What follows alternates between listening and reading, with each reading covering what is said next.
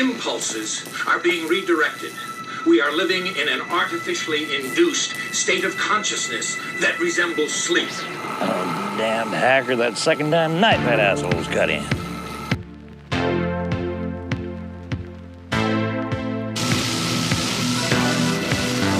Things giving me a headache. Yeah, tell me about it. It took the hackers months to figure out how to do this. The poor and the underclass are growing. Racial justice and human rights are non-existent. They have created a repressive society, and we are their unwitting accomplices. Please understand, they are safe as long as they are not discovered. That is their primary method of survival. Keep us asleep, keep us selfish, keep us sedated.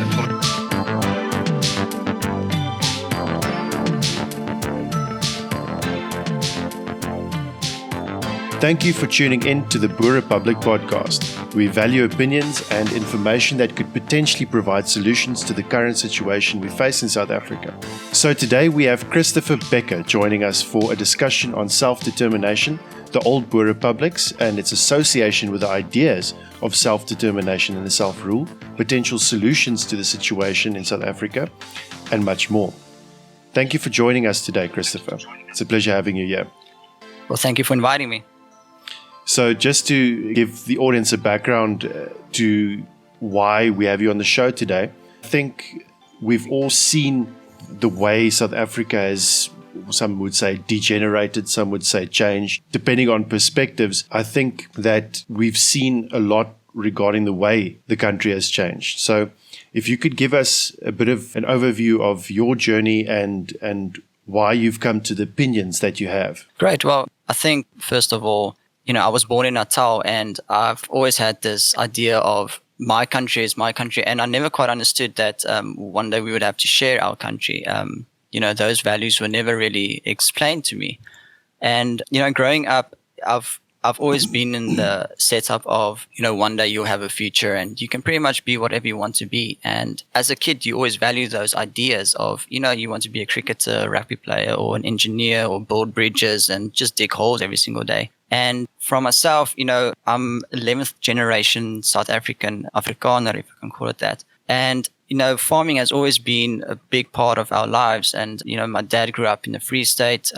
My grandparents, they had a farm in the Vryheid. And, every single holiday, we used to go on holiday to the farms, chase chickens, chase cows and whatever, and play in the dams. And and growing up, you grow up in the streets, you play cricket in the streets, you ride skateboard in the streets, and the streets were always in good condition. You could ride around with your bicycle, not really be worried about anything in particular happening to you. And, but you were mindful of things that could possibly go wrong, but it wasn't an everyday type of thing.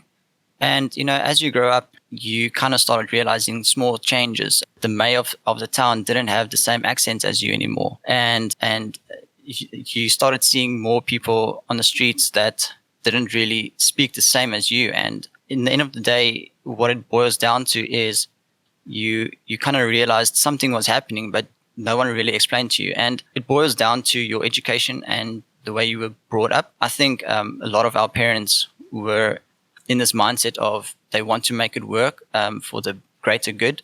And they didn't really want to raise you in the sense that you were second guessing anything that could possibly go wrong. They were trying to teach you rather in the sense that what is happening is good, and it can be good if you are willing to be good as well. And I think with that said, in our school education, you were never really taught about your past. As a matter of fact, in Standard 2, which is, I don't know what grade that is, Grade 4. Standard 2 is grade 4. Yes, grade 4. Think so. One term in history, I got taught about the voortrekkers. It's grade 4, but it is matric in Jacob Zuma terms, I think. Oh, yeah. Well, in that case, yes. And so, I mean, in grade 4, in one term, I was taught about the voortrekkers. And I was raised in Piet Retief. So, I mean, the Piet Retief town. And, there's cement laying on the ground with the voortrekkers' feet going through the cement and the Ossewaal wheels. And there are monuments built everywhere. And despite all of that, things that we could have been taught about, we were only taught about the Voortrekker, for one term in basically my entire school years. What I'm getting at is you don't really value what your beliefs are. So if some crazy guy, for example, comes to you and says, no, this is our flag and this is our heritage, then you have no way to connect it to. You can't understand, but this is where it is, and that's the way it should be. And I think the older you grow, the older you get, you kind of quickly realize that you do value certain things that you were raised up to be. And what that gets to is, for example, you start realizing that, I think what it boils down to is when you start realizing if you travel through your town and you kind of need a 4x4 bakkie to drive through the roads, and if you go to the municipal grounds and you ask the mayor, listen here, what are you guys going to do about the bad condition of the roads? And he plainly says to you, if the road condition is a problem to you, then you must fix it yourself. Small things like that happening, you kind of quickly realize, but the so-called Rainbow Nation that you were taught to be as good is a complete lie. And the problem with that usually is, as soon as you realize something is a lie, it's usually too late to undo it. But what you can do is you can take what's been done thus far and mold it in such a way that you can end up with something that is good, that is actually working with you. And what I was getting at is, in the end of the day, we are sitting in a situation where people are looking for a way out, and the way out that they find is not necessarily the best way out. Yeah, and that's pretty much where I am currently. When would you say, I mean, just to give us a bit of a timeline, when did you kind of realize that this Rainbow Nation, this idea that has been portrayed to you, was a lie? Well, how long after apartheid, how long after 94? I mean, especially the economy grew a little, and then, we had the fall of 2008. Where in that time did it kind of occur to you? It kind of occurred to me when, let me put it this way. In 1993, more or less, we were staying in Vryheid, and there were a bunch of protesters in the road, and it was just after school, and there was a little girl, I still remember this quite clearly, there was a little girl on the side of the road, a white little girl, and she was crying because she was seeing this sea of protesters approaching her, and no one was there to pick her up. I mean, because it was still early days. I mean, a kid could basically walk to school, walk back, stand on the side of the road, wait for their parents and whatever. And we still picked up the kid. And I remember that was my first initial experience of this impact. And no one really explained it to me exactly what was happening. And, living in a small town, you kind of don't realize the greater things quite as quickly as living in a city, for example. Mm. And, with my grandparents living on a farm back then, they used to get robbed, but I didn't quite clearly understand what it was all about. And the day when it kicked in that my grandparents were robbed and someone tried to shoot my granddad in the face, but the gun jammed up, is when I realized, okay, but this is actually something a bit bigger than just a regular robbery. And with that said, about in 2004, more or less, we were staying on a farm just outside of Piet Retief. And, you basically had the sense of you go and you ride around, and then you'll come back and there'll be rocks set on your road. And it's a matter of you were just away for 5 minutes, you came back. So that means someone's been looking at you. Someone has been following you. Someone's been seeing what you've been doing. And you just, luckily in your case, you just came back after 5 minutes, that they couldn't really execute the entire process that they were actually maybe planning. Slowly but surely things did build up. So I think for someone that's been staying in the city, I think they might have seen the change a lot quicker. But as in small towns, you still have your Afrikaans oomie with his butchery. So, and it doesn't really change as quickly, but once it changes in a small town, it changes drastically. Yeah, and it's also, the municipalities in the small towns are obviously a lot more vulnerable to corruption in that. And when something goes wrong there, the whole town collapses quite quickly. And that's obviously what you see in places like Cape Town, where there's no water, but they put a lot more resources in, because obviously the town is more profitable or a city is more profitable for government. No, definitely. I think if there's a story that I'd actually like to follow up. I'm not entirely too sure. Perhaps my father would know.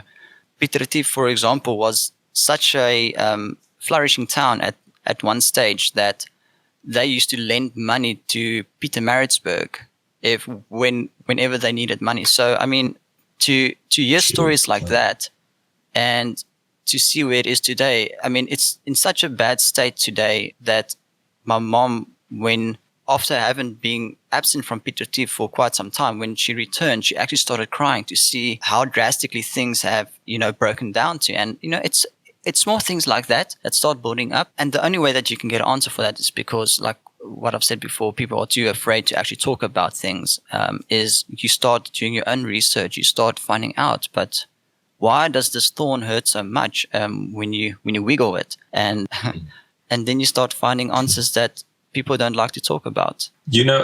My experience is, especially with, we're all kind of in the same age range here, especially with my parents. And I mean, just tell me what your experience was. And this is maybe something I find with most Afrikaner men is, in a way, the big transition that the country had in 1994, where the country was basically given over to the ANC. It was as if, our parents didn't take responsibility. They didn't tell us what's happening. They didn't really explain to us what this really means. And I think, it is if they always thought we'll live the values and our children will pick it up and they'll understand. But I think a lot of resentment can develop and a lot of confusion can develop because there was a big lack of communication towards our generation, where you kind of have to say, all right, we've put you in this position. We've given the country over to people who obviously don't have your best interest in mind, to say it lightly. And did you experience that? I'm just going through my own life. I was never sat down and said, you know what, it's going to be rough. It's going to be hard. It's probably going to get a lot worse before it gets better. And we're sorry we let it happen, but this is why. That's kind of something you expect. Well, yeah, I think what you said is, I think that happened basically in everyone's homes, because before 1994, you can kind of say that everyone's trust was in the state. And whatever the state did, you knew it was good for yourself and your kids. And so to quickly change that mindset after 1994, I think can be quite difficult in any case. So you kind of still had, like I'm saying, the mayor of our town was still a white guy. I mean, up to, I think, 1999. So, I mean, you still kind of had this mindset of, but, they'll still be taught the same values, and perhaps they'll be taught history in their classes. But, as a kid, you don't really know what questions you ask if you don't know what answers there can be. And it's like what you said, if your parents didn't really put in the effort to actually teach you about, listen here, first of all, the reason why you're speaking Afrikaans is because of this and that. And the reason why we have these certain scenarios in our country is because of this. And, I think a good example would be, sometimes I think our parents were also not well educated in our history, if I can say so, there's a lot of people who don't know that the Transkei was actually a black independent state.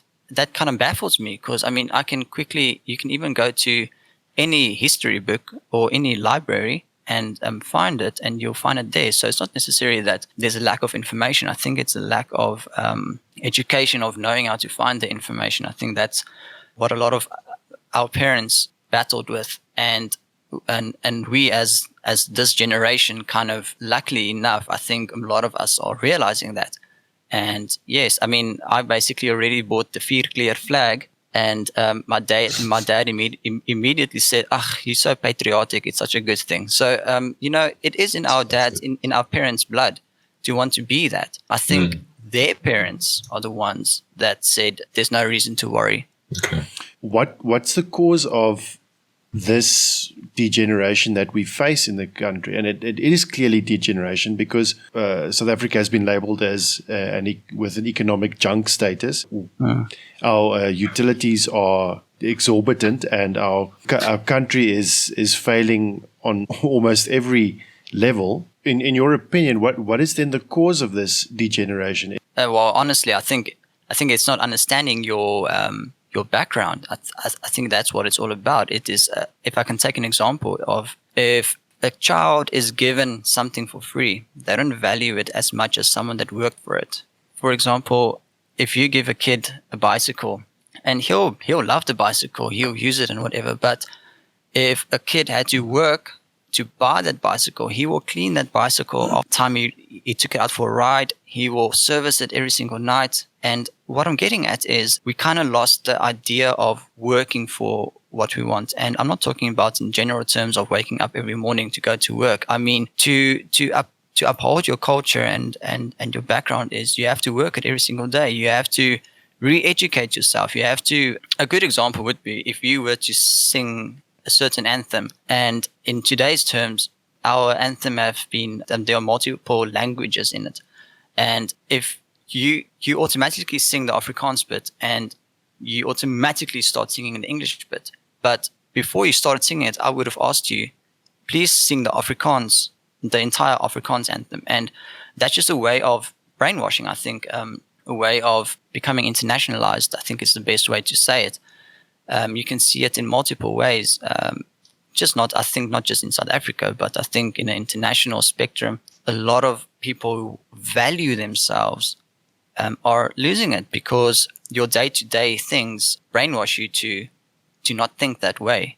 And that's what I'm getting at is you have to service it every single day. You have to remind yourself every day, this is who I am, this is where I come from, and this is why I think the way I think. And I think if you do that every single day, it will start playing a bigger impact. So then the obvious solution to maintaining culture is obviously by just doing that, is maintaining your culture. But in a country like South Africa, where there's 11 official languages, even before South Africa became a union and then thus a Republic of South Africa, we had multiple cultures across the surface of the country. And obviously then clashes will start. It becomes a very tricky business communicating with various ethnicities. The inevitable outcome, which was the Rainbow Nation, was this multicultural approach to running the country. And I think it's also something that you see in the West in general at the moment. If one looks at the way South Africa has changed into a very openly multicultural country where the mantra of diversity is embraced, has that benefited us? Especially considering that to maintain one's own individual culture stands in contrast to official line that, everyone has one culture and it's South African and it's a rainbow. No, I think it definitely doesn't benefit anyone. It's like who do you benefit more? If you walk into a shop and you immediately default to speaking English because the other person would have to speak English as well, then what's the point of being multicultural then in that case? And observing other languages. For example, if I grew up in KwaZulu-Natal and I wasn't very fluent in Zulu, but I could get along with Zulu. I could understand what everyone's talking about and I could have a very practical conversation in Zulu. When I moved from there to Pretoria, I quickly realized that not everyone speaks Zulu. And I immediately lost my ability to speak Zulu because I couldn't find anyone that could speak Zulu. My English got better, as a matter of fact, because everyone was defaulting to English. Even the guy from Mozambique was speaking English because he knew I had to speak English to understand him. And to have different languages and to have different cultures, I think cultures speak louder than words because it is actually the way your lifestyle that you actually act out in a physical way. And let's put it this way, I'm not very loud and I don't chuck my chicken bones on the side of the road. Yeah, I know, you're right. For me, the whole definition of culture is sort of, in the definition, it is the thought that it is the dominant psyche, the dominant zeitgeist, the dominant rituals and behaviors of a culture. So for me, the idea of multiculturalism is basically idiotic because what you will find if you put a bunch of group of people in one area, you'll find the most dominant culture will rise to the top, and people will just start adopting it. And what we see is the destruction of our culture, and it obviously starts with the little things, or little to some people, but the changing of street names, the takedown of statues, changing or not allowing people to use their own language at universities. And these are the small ways that our culture is being taken away and destroyed. And again, if you don't do anything about it soon, it would be gone within a generation. Absolutely. And I think what I can add to that is people think a multiculture works in the sense of everyone can just live together and, just mash up and, just everyone just shares whatever. And, coming from looking at an international perspective, what's happening around the world is, everyone is basically any white country, if I can call it that, is being bombarded by different cultures. And what's slowly but surely happening is, let's say that plays out and everyone accepts that and everyone just mixes up. Essentially, what you have in 50 years' time is you have that each country essentially becomes its own culture yet again. So that just says to me that this whole myth of multiculture is a myth, essentially, because if I were to mix everyone up in America and England and Germany, essentially it will be three different cultures. It'll be three different types of people. And that alone just says to me that it is not natural, it is not normal. But essentially, coming back to as well, what you were saying is the dominant culture actually wins in the end. I mean, that's basically what democracy is whoever breeds the quickest wins. That is why it does not work. In a multicultural society, inevitably, as we've discussed so far, inevitably conflict might arise. If one wants to find a solution to what we experience in a multicultural society, what would that solution be, in your opinion? Yeah, well, I think the only logical solution would be if the Zulus can have their own piece of land where they can dance in skins all day long, then every culture who values their culture should have their own piece of land. That just makes logical sense. I mean, essentially, that is why we have different countries today in the world, because everyone values that perspective of valuing and keeping up what belongs to you and your ideas. And essentially, what I'm getting at is creating a homeland, your own border that you essentially know that's my border. I can do whatever I want inside this border, and essentially that is better for all. That's exactly what I think one needs to do. What it amounts to is that one should have your own breakaway state or your own independent area that you can claim as your own mini republic. If that's the case, do we have a precedent for that in history? Has this happened before in South African history? Well, yes. What you're getting at is exactly what I'm thinking. Essentially, a people should have their own state where they govern themselves. It's better for themselves, their own well-being, and you essentially don't feel suppressed by other people.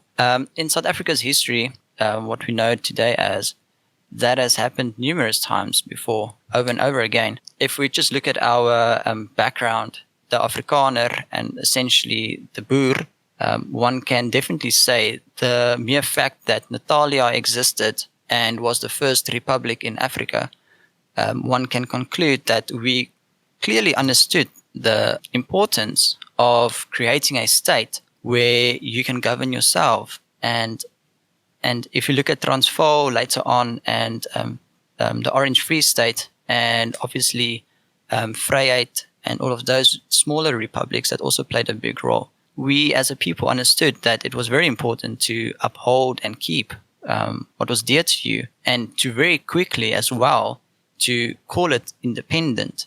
Because if you don't call it independent, if you don't call something yours very quickly, someone else will take it. Can you give us a bit of a background, kind of what was the dates surrounding the forming of these republics? Oh, wow, the dates. Well, I know for a fact Just round that about Yeah. Well, I know for a fact that our the voortrekkers went up in about 1835, more or less. To be completely honest, some people say it took years. Some people say it went very quickly because they had marksmen that went out ahead and said, "Listen here, not much is happening there. Let's go in that direction. Not much is happening there. Let's go in that direction."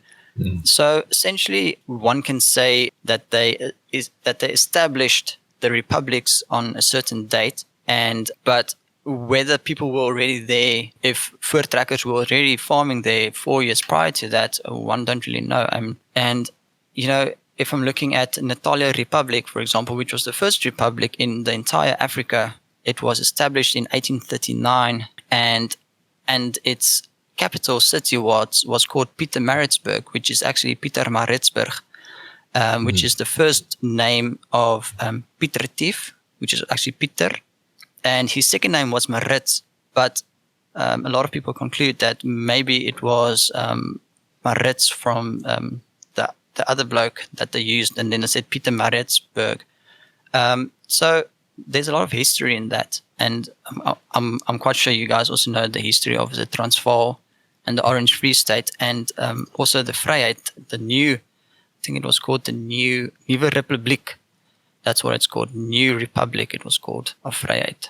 I look at our history in South Africa, the Great Trek, the Groot Trek, and also the way that these independent states or independent republics were formed. The way I look at it is very similar to the way that America was formed, with the idea of establishing something in terms of your independence, of breaking away from old norms and starting something new.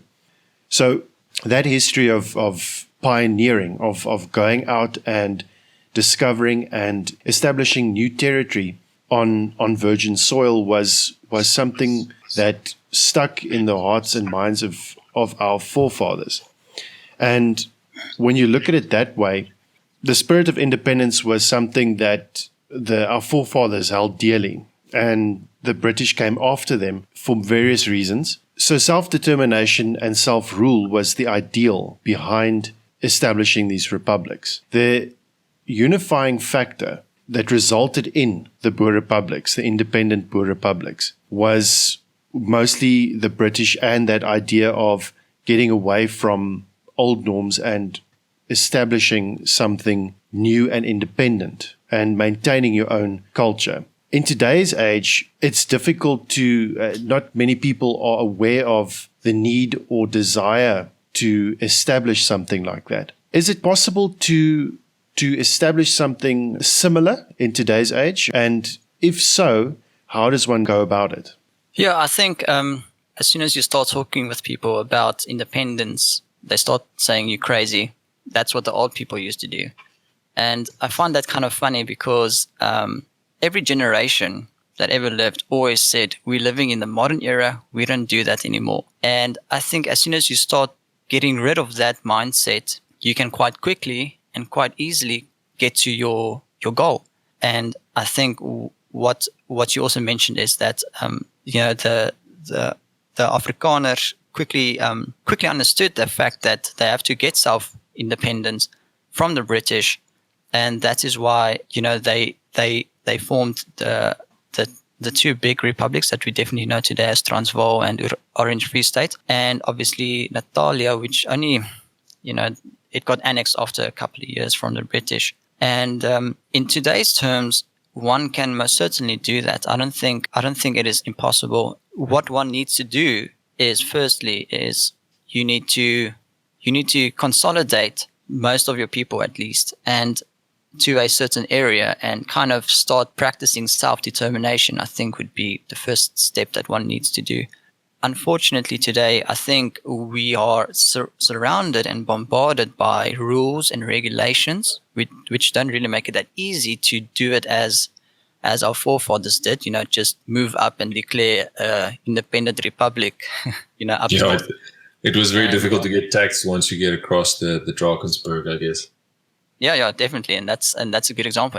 And today, you can quite easily buy a farm and practice self-determination there. But I think one needs to think about it in practical terms of you don't want to declare self-determination and then in 50 years down the time, you have to start playing friends with your neighbors because you don't have enough space anymore. You don't have enough land anymore. And well, let's put it this way. In a safer way, one can definitely practice it more today to self-determination. You can quite easily buy a farm, get your friends to move there, and you guys start practicing self-determination where you don't have so many negative things that are playing against you, where in terms of there are a lot of wild animals that can quite easily get you down, and I think there are pluses and there are negatives. I think if we look at our forefathers, they had it much easier in the sense that they can move up, they could find a piece of land and declare that as theirs, but in today it's a bit different. But in today's terms, we have a lot more ropes that we can pull to get to a point of self-determination, I believe. You can have much easier international help where back in the days, you had to post a letter and hope and pray that it actually does arrive in the Netherlands, So I think there's a lot more for us today actually playing in our part to reach a goal of self-determination. Yeah, I think like technology provides that quintessential double-edged sword where, yes, we can set up a little farm and we can have solar panels, grow hydroponics, and live on whatever currency we want. And we can still trade around the world or play on our computers and make money. But on the other side as well, because the system has made everyone so dependent on it. Everyone is so interconnected and especially the financial system and the fact that Eskom and the water utilities have made us completely dependent on them. That idea is what makes it so much more difficult. But I come back to the thing you said of the first problem is galvanizing people. And the first thing is actually getting people together first to get them to agree ideologically that there is a problem and that something should be done for it. And especially now with your situation where you're abroad, and how do you think what is the best way to go about that? Not just from your situation abroad, as I imagine you obviously speak to expats out there in New Zealand, but what do you think is the best strategy? Well, one for yourself there and one for us down here is how do we kind of light the fire, as you would say? I kind of think we're all sitting in a scenario now where we're playing darts blindfolded. Everyone wants to hit the bullseye, but they're not entirely sure where it is. And it's kind of that idea of, I think, honestly speaking, I think we have enough people that are on the correct mindset of understanding what is the current situation and what needs to be done. It's not a matter of it, that there must be a population of 1 million people to make it happen. A lot of people forget that the voortrekkers, they weren't, I think possibly there could have been maybe 20,000 of them. But essentially, people migrated to the Transvaal and the Orange Free State as well, and people forget that. So, you can essentially create your own states, and you don't need, like what I'm saying, you don't need millions of people to actually make it happen. What I'm getting at is, I think everyone that is on the correct mindset that know that this needs to happen, they kind of asking, but where does it need to happen? And I think that's the biggest problem, because some people like to eat snoek, where others like to eat springbok meat. And so some people are saying, no, we must go to, the West Coast. I don't want to live there in the middle of nowhere and eat dust all day long. I think we're kind of sitting in that situation where people aren't making peace with basic things in life to understand what the greater good of it would be. That's kind of what I'm getting at with playing darts blindfolded is everyone wants this to happen, but they don't know where it should happen. And where it is currently already happening, they aren't happy with where it is. I think the thing is, I agree with you in a way that is kind of where everyone stalls in their thinking. And it's something we've been working on, and we've done a few podcasts in a way of trying to change the mindset where people can start thinking that if you have these ideas of self-determination, of forming your own republic, you can start working on those ideas right now.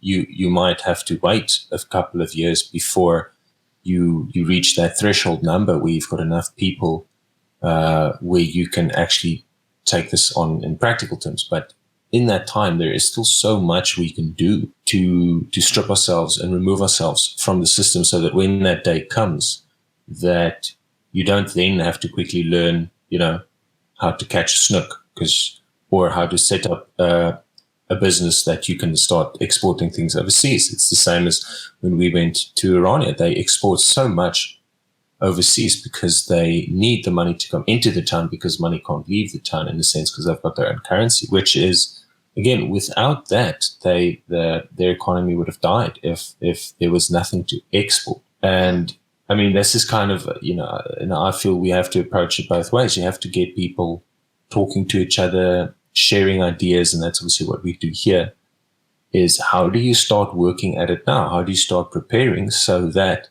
when one of us wins the lotto, hopefully you play it on Wednesday, then, we can go and we can buy 9 farms, and then we can fight about where we're going to go.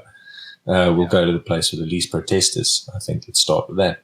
Yes, I think what you're saying is very important as well, because you essentially can't.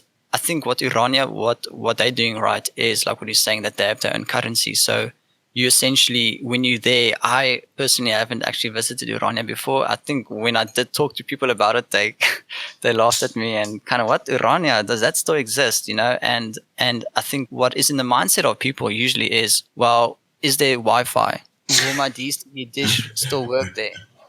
And what it boils down to is people are afraid of change, essentially.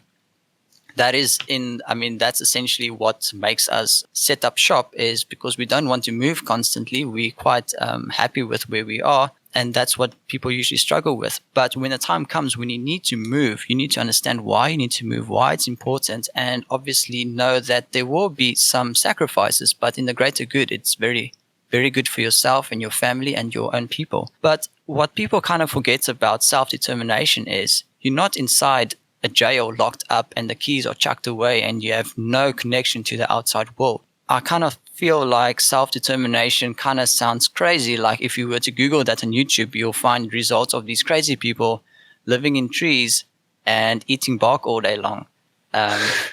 And people need to get that idea out of their heads. Are you talking about migrants in Europe? I don't know what you're talking about.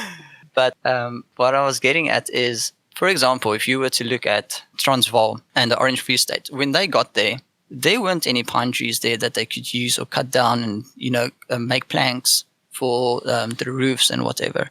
They obviously still had a connection with the outside world, whether it be in Durban Port and where else, that they still had to have some type of trade value. And that's exactly what they had. They had trade value that they could still trade with the outside world, and they weren't completely locked up in that regard. And people need to remember that, because like what I'm saying is, people are afraid of it because they don't know what it actually means. They don't understand what is actually the idea behind it. Why would I want self-determination? I'm quite content here where I am. My Pick n Pay stays open until 7 o'clock, so I can wait for peak traffic to go away, and then I can have a nice, gentle drive down to Pick n Pay. So, people need to understand the greater good behind it. And I think once they understand that, they would understand that doing it is good, is actually a very good thing. I just looked on, I tried to see what is Wi-Fi in Afrikaans. It's when you said that, people asking if there's Wi-Fi in Irania. And my answer would have been, no, there's not Wi-Fi, but it's something else in Afrikaans. But I don't think there's a word for that. So there's something for someone to work on or someone to comment. But yeah, they're pretty technologically advanced, more than what most people would think. I think it's different. And I think your experience in New Zealand might be different, that you can actually walk to the grocery shop. You can play with your child outside. And I think, it all changes here when you lock yourself behind 5 steel cage doors. You make sure there's water in your moat and your dragon is fed before you go, and you put on the cameras and load your gun. Where, then, and when like we went to Iran, and when we made the documentary, you leave everything unlocked, children's playing all around, everyone's still up after dark. It's the greatest family feel that I've had in my life. And then you realize that that's what it's about, and that's what our culture is, and that's what we should bring back and what you should fight back. And there's only one way to do that. No, absolutely. To bring back to what you mentioned about, living abroad, is what I always say to my wife is you need to look at this and see how your tax money should actually work for you. And you should not envy it and want to stay abroad. You should stay here and understand how your tax money should actually be working for you. And therefore you don't mind paying tax. For example, seeing the roads are clean, kids actually walk to school. And, there are occurrences that are gradually getting more often, where a kid got taken away in a car or whatever. But essentially what it boils down to is that the society in itself, the infrastructure is still being kept up. It's still being progressed. It's your tax money. You can actually see where your tax money works for you. And I think being someone that's living abroad and working abroad, and for other people as well, is look around you and see how your tax money should actually be working for you. And you should actually want to use that as a fire inside of you to say, but I want the same thing for my people, for myself. And you need to, really cement that into you and make you understand that, currently the way that the situation in South Africa is not normal. It's not normal to have 2 gates for 1 door type of thing. And with that said, like what you're saying, when you visit Urania, that is essentially what it should be like. And as being someone working abroad, I can assure you that where I currently live is in Urania. So don't migrate overseas. Just go and visit Urania a little bit and see for yourself. Yeah, and that's how it was, and that's how we want to get back to it. It's such a sad thing to have to say that we have devolved, so much, and that now we have to, history just keeps on repeating itself, and it's such a boring cliche, but it's sadly so true. And we spoke a bit about that beforehand. If you just look at the ridiculousness of tax wastage in this country, there was recently a ex-SARS employee who was in front of an inquiry. It was a SARS, which is our tax agency here in South Africa. It was a SARS inquiry, and basically it came out that she was sitting in an office being paid about 2.3 million a year, and she said she didn't know what she had to do, and she read some newspapers, went through some social media, and she collected a bonus at the end. And then I was and for me it basically says that everyone is completely numb. Everyone's completely numb to the corruption. And if you see that on the news and all you can do about it is send it as a little joke to your 15 WhatsApp groups, then the fight is lost. The fighting spirit in a sense is lost. And I sometimes it's difficult to say, but it embarrasses me a little bit if you go around and you always had this image of the Afrikaner man and what it is, and you looked at your family, your father, your uncles, and they were real Afrikaner men. Nothing will happen as long as they're around. But you just see what is happening, and you look around, it's like, well, no one is standing up. What now I'm supposed to play this person. You're supposed to play this person who has to actually fight, and it's really sad to see that it's in a sense what Afrikaners has, especially men, has been known for is seemingly lost. Or hopefully I'm wrong. Yeah, I think that you actually make a very valid point there in saying, we are the ones that need to stand up now. If you look at what the age of Pieter Tief was, he was roughly in his 50s when they moved up. And if you think about it, we're still young and somewhat fit. We would be able to do it a lot more easier, one would think. But you should not forget that each generation experiences life somewhat the same. If you go and look at the history of the Boers before they trekked up north, they were kind of in the same situation as what we're currently in right now. They were being bombarded by the Xhosas that were going over the Great Fish River constantly. burning down their houses, stealing their cattle and so on. And at the same time, the current government, which was British, was taxing them and, basically treating them as second-class citizens. And the big difference is obviously that they understood what they were handling with and they were trying to work with it. Currently, what we're trying to work with it right now, you're kind of trying to treat it. It's kind of like what he's saying. When you hear something funny, you send it out. Or when you hear something ridiculous, you try and turn it into a joke just to kind of laugh about it.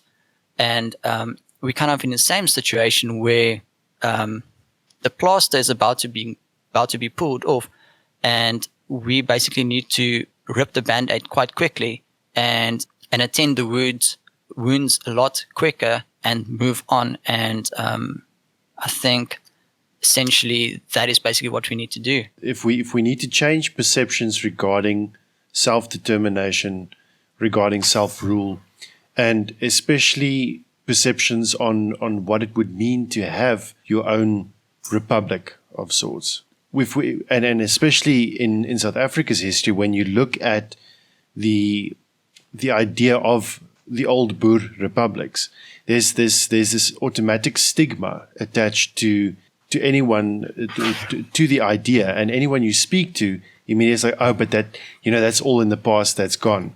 And one of the reasons also why we went to Oranje was to change our perception, to see if our perceptions and learn something new, to see if our perceptions were valid. That was interesting, is that when you speak to other people, they automatically recoil. But those people. It's almost like if you look at the movie The Hills Have Eyes, everyone sort of recoils in that way, like, oh, but those are the hill dwellers. So in a similar way, the idea of the old Boer Republics has a loaded history. It has a stigma attached to it. Does one then, and this is an idea we grapple with, does one revive the old Boer Republics? And if so, how does one do that?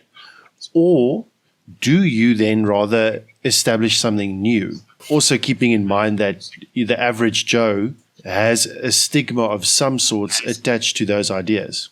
To get back, firstly, I first want to say I think we're in a very good situation right now where, our older folk are quite set in their ways. I think our younger generation is quite easily adaptable. We can quite easily adapt let's put it this way. At first, it might not seem like that, but I think we're quite adaptable in the sense that we can quite easily, if something had to change today, we can definitely somewhat work with it tomorrow. And I won't say that all of us are that way, but a lot of us do think that way. And what it boils down to is a lot of our folk, I always say, for every one person that thinks correctly, there are about 9 that don't think correctly. So one needs to understand and know not everyone is going to think the same way that you do. And you need to understand that and make peace with that. As soon as you make peace with that, you can quite easily work with what you have. And what that boils down to is what you mention of reviving, the older Boer Republics is, as you say, people have this whole bad connotation with it. And the reason why they have that bad connotation with it is simply because as soon as you say it, you think about old wormies with beards and they can't really sing in tune. But that's just only, like what I'm saying, that's only somewhat of the population that will think that way. If I think about in my family, there are quite a few people in my family that will say, you are out of your mind if you think that way. And I've made peace with that. I won't, try and convince them to think the way I do, or even move to wherever our new republic would be, because I know it's like rat poison. A lot of rat poison is good food, but there's a small percentage of it that's poison, and you don't want that poison in there. And with that said, looking at the location of the old Boer Republics, Transvaal, and then obviously Orange Free State and Natalia, first of all, let's start with Natalia. We need to forget about Natalia. We need to remember the history of Natalia, but reviving that republic would be ridiculous. First of all, if you're going to look at the entire area on Google Maps, look, I'm in love with Google Maps. People always ask me, why are you on Google Maps? And I say, because I'm dreaming. because I'm always looking at the map and, dreaming, what if we just created a country here? There's a nice river flowing through here and whatever. And I mean, if you look at KwaZulu-Natal as a whole, that entire area has been Zulunized.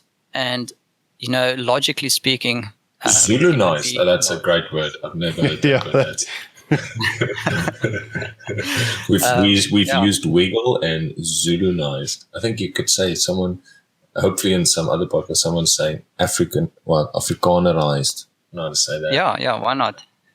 And what I was getting at is, KwaZulu-Natal in itself would be a complete nightmare if you were to revive it. Yes, you can revive it, but your town is still going to be burnt in the end of the month. I think that's what it boils down to is you need to look at geographic locations and understand, okay, Pretoria, that used to be our state, our capital.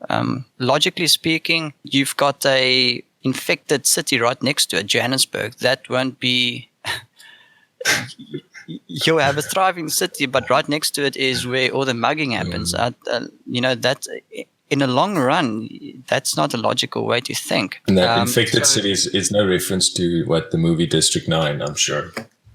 No. I know all about the Bantustans and all of those states that were created.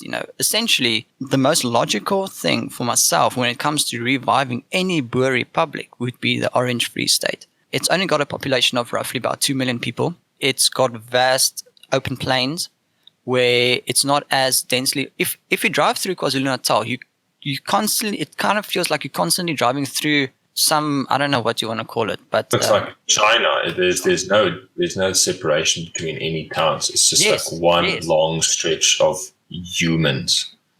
Exactly, that's exactly what I was getting at. Yes. And if you look at the Free State is essentially still raw, if I can call it that. And if you look where the Vaal River runs, it's basically creating a very beautiful geographic border where one could say, you know what, we're splitting off from here. And that's basically what the Free State was. And I think the Free State essentially is the best republic that one could try and revive although I think reviving takes more effort than starting something new, simply because reviving is, you're always going to have backlash of the legacy of, so for example, the current people that live there, you're going to have to still try and work with them.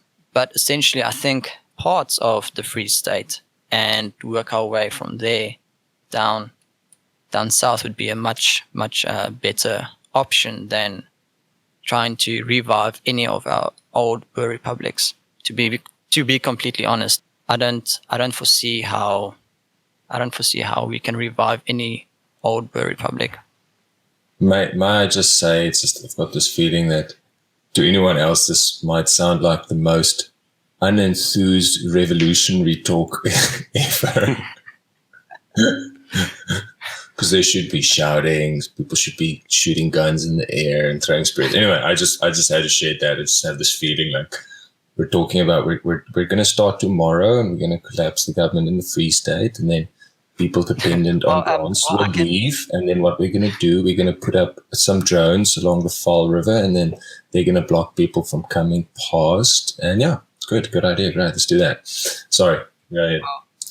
I can go and get my flags and just wave it in the back, but no one would see that either. So, yeah, the thing is with the difficulty is with having a discussion is, one has to get as many ideas out there, and most of the time it's mulling ideas and trying to get across that there are options, that there are ideas and that. And I think.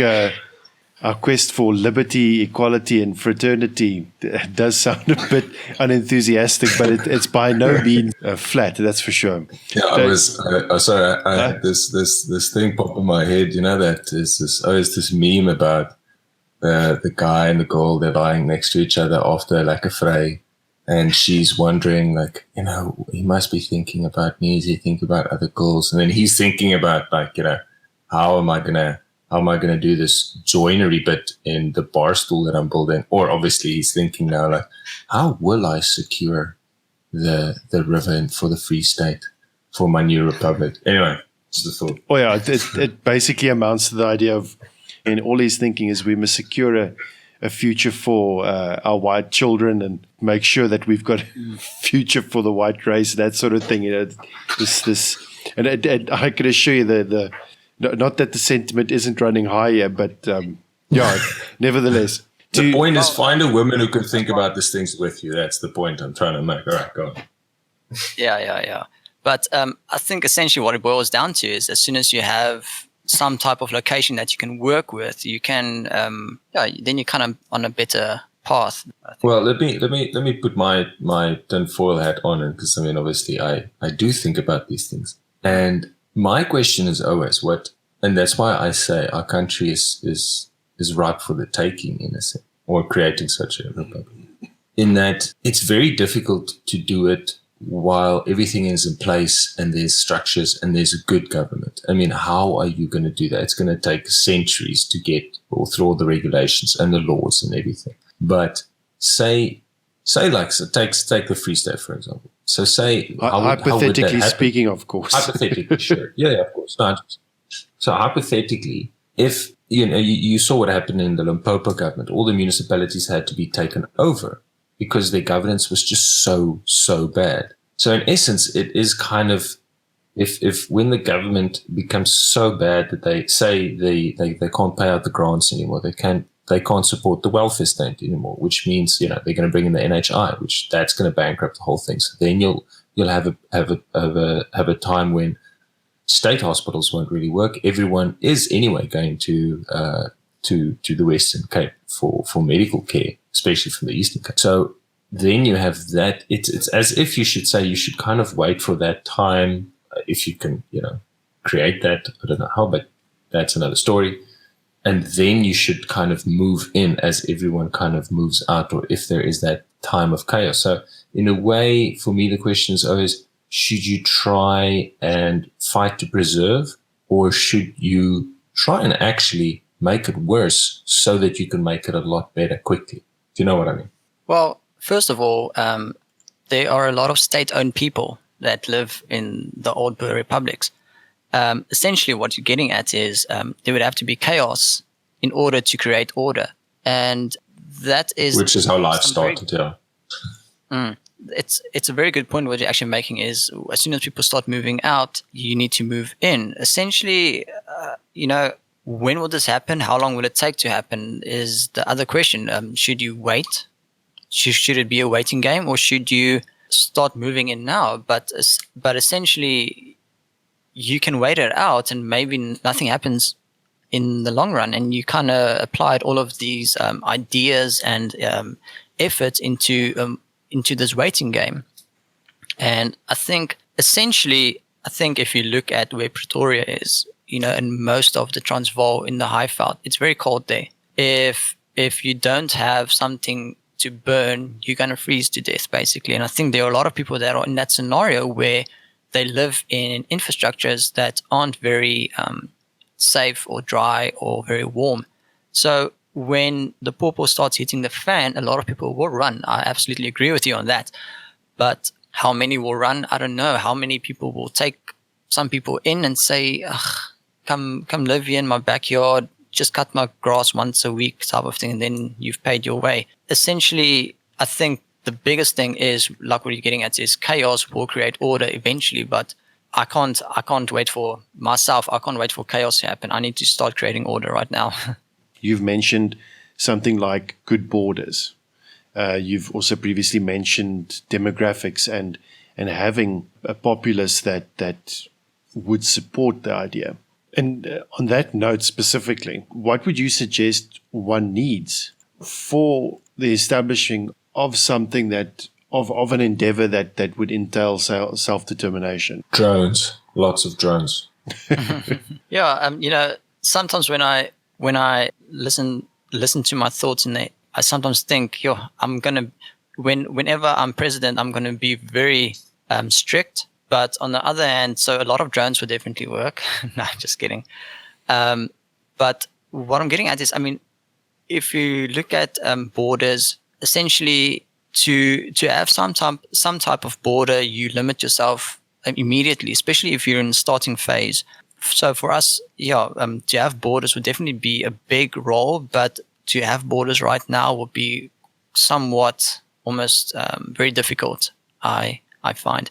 But apart from that, you definitely need something like, if you were to look at what was going on in Urania, they are essentially still part of the Republic of South Africa, but I can only imagine, with their own currency and their own people and their own like-minded people that are living there and working there, it is essentially the cornerstone of what you want. And the other things follow eventually. I mean, I'm not really too sure about the news on Catalonia and what was happening there, but if you look at that, they had clear borders. They had a memorandum of where people voted for it, and yet they're still part of Spain. So I think the bigger picture essentially is you can, I think, like if you look at the Bantustan states, essentially they pretty much had self-determination going for them, but they were still part of the greater border of South Africa, and that's a good beginning. I think that's something that one needs to look at.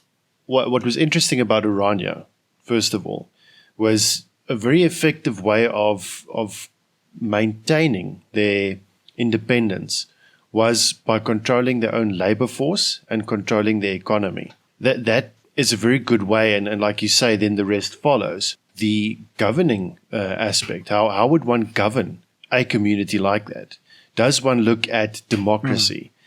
Does one look at a nationalist ideal? What other examples do we have from history that works when one looks at a way of governing such a republic or such a community?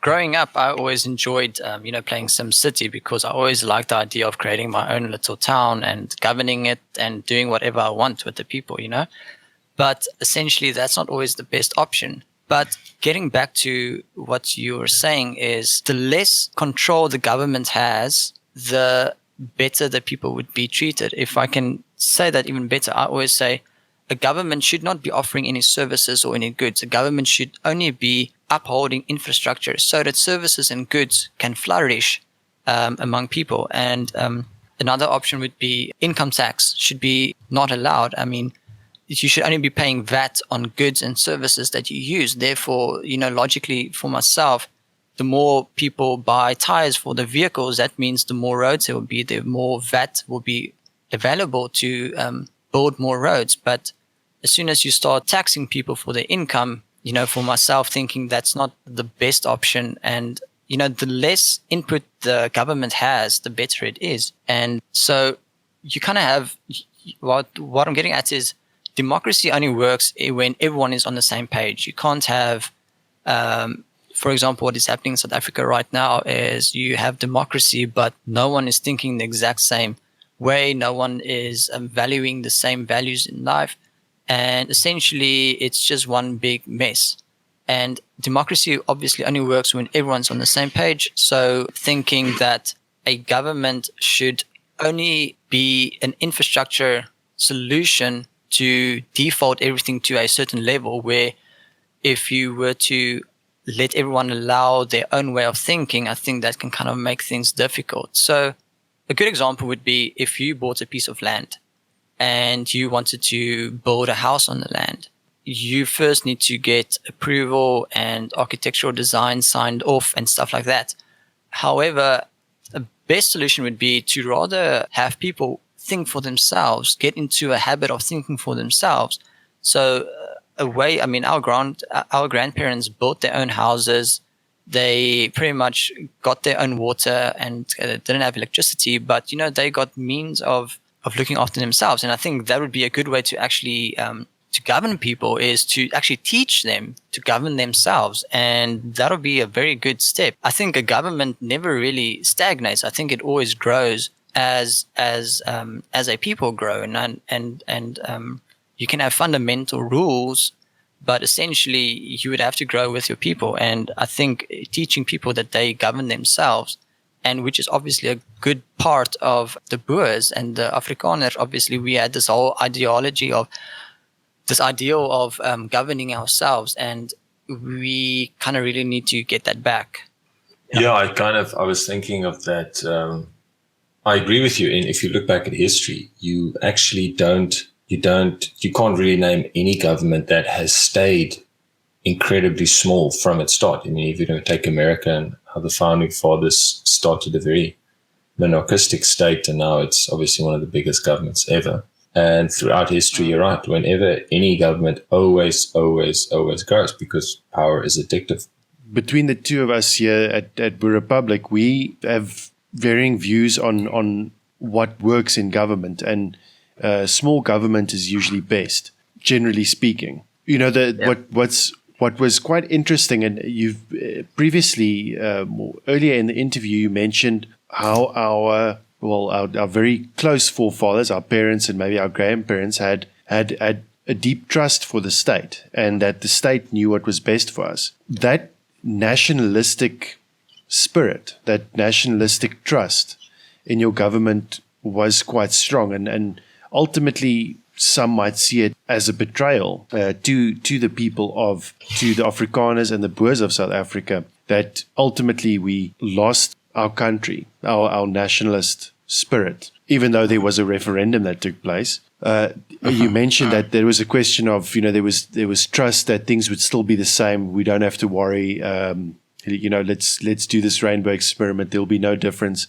And ultimately, we were fooled. Personally, there's something good about nationalism to me, but I don't have anything that I feel that I can be nationalistic about, especially from a South African context. That I don't feel like I'd go to war for my not that I would necessarily for most leaders, and that there's a very good reason for that, but that's something we can tackle in another podcast. But the idea behind fighting for your country and defending your country and keeping your country safe, and that it's something that's rooted in a nationalistic spirit, because you've got stock in the country. There's a it's not only the country's future, but your future is intertwined with it. What it ultimately amounts to is, what does one have to feel patriotic about, nationalistic about? So at this stage in where we are in South Africa, there's obviously no allegiance to the government, and the idea behind what we do nowadays is, everyone is atomized, everyone is for themselves, and even our government leaders are constantly saying, but we must get the land back for our people, or we must do this for our people, or reconciliation for our people. But there is a clear distinction, there's a clear delineation between who is the government's people and who is not. But what's the media attention like abroad compared to what you see, for instance, on Twitter or alternative media regarding South Africa? Well, no. Abroad, the only attention South Africa ever gets, for example, here in New Zealand, would be whenever a white person does something bad. And not only that, you don't get anything else. You might get people celebrating Nelson Mandela Day, and that's pretty much it. There's not a lot that goes on from an international perspective. I think a lot of our media in South Africa is getting filtered out so easily that, a news agency can almost only trust another news agency. They're very quite skeptical when it comes to private sources, because, they don't want any fingers pointing at them and saying, listen, the story that you kind of currently have here is false or not true and whatever. And, especially in the international points of view, they will quite easily only follow what is the national norm in a particular country. They won't quite easily go to a private news agency and find out what's the true story behind it. So if I had to take New Zealand as an example, New Zealand has actual very weird racial rules, if I can call it that. If you can prove that you are 1/6 Maori, then you benefit from Maori benefits. Then you can basically say, I'm a Maori.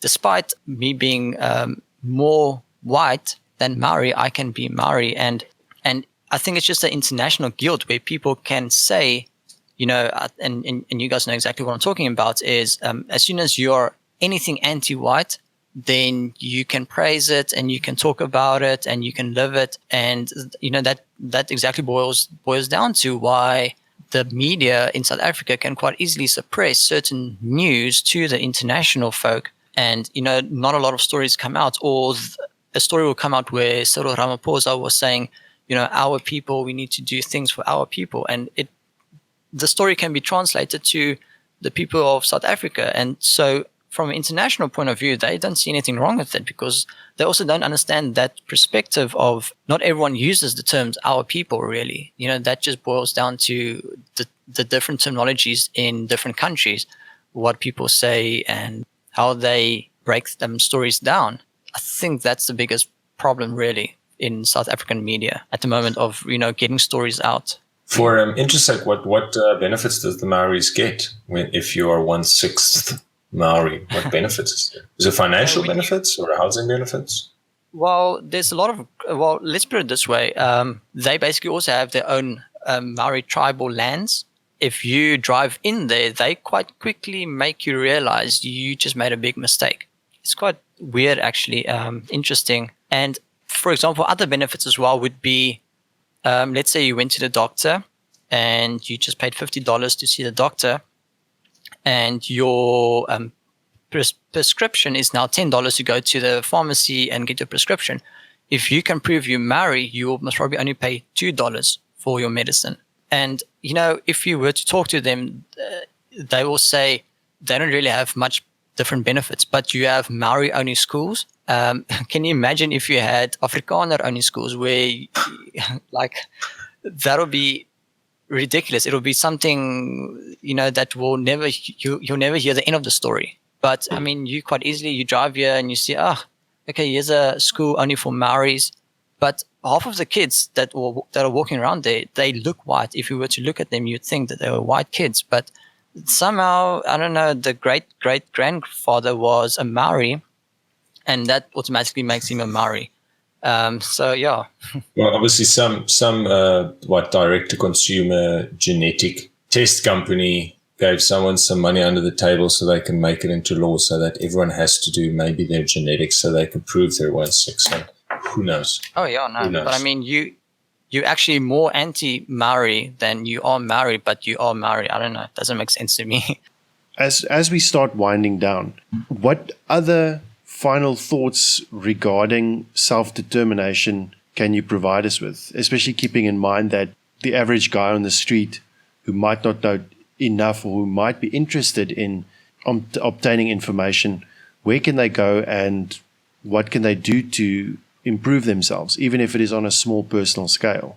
Well, I think first of all, they can definitely join some type of group, and not necessarily a group that, asks them much to really, to have to move to a certain area, but they can essentially join a group like something in terms of your heritage, so that you can start to understand your heritage. And by understanding your heritage, you quite easily, you understand self-determination a lot easier. And you kind of understand the principles and the ideas behind it and why one would actually want to do it, And I think a good starting point obviously would be, as I said now, is to join a group and not only join the group, but to start practicing self-determination in the sense of, start small, like really start small, start baking your own bread, start finding that satisfaction of doing something yourself, and understanding that doing something yourself is a lot better than going to the shop and waiting for someone else to do it for you.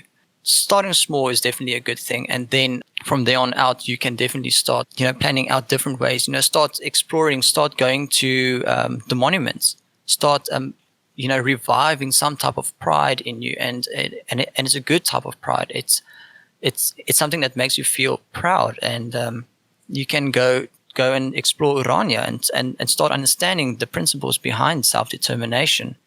And from there on out, one can definitely start, joining other groups, like what you guys are talking about. You guys talk on really good subjects, and surround yourself with people with the same ideals and the same things that you want to achieve.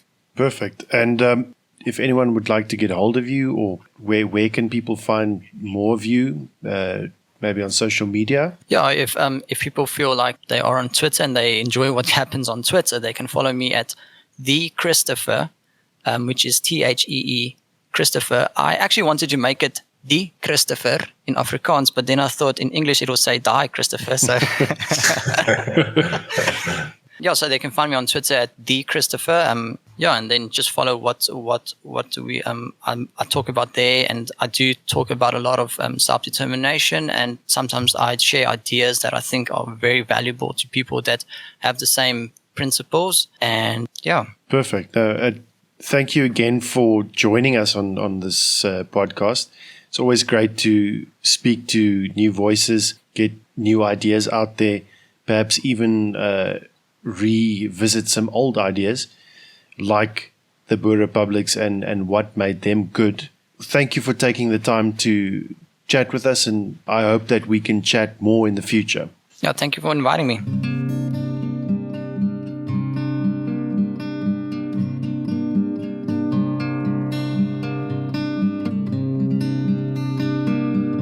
Thank you for listening to this episode of the Boer Republic podcast. We appreciate and value your time and interest. We especially value the support of our listeners, and we encourage any interaction. We wish to use this platform to be able to spread ideas that would lead to change and that would lead to action. No one will agree wholesale on everything we say, or that our guests might say, but the important part is that we can get ideas out there that leads to something. We are tired of what we've been sold, and we wish to see that change. Change starts with you. Not everyone is willing to have their identities out there in this age of wrongthink, despite the proliferation of information and free thought thanks to the internet. We welcome anyone to come on and share their views with us, even if they are contrary. Please contact us via the links in the description below. We want to hear from you. Stay safe wherever you may find yourself.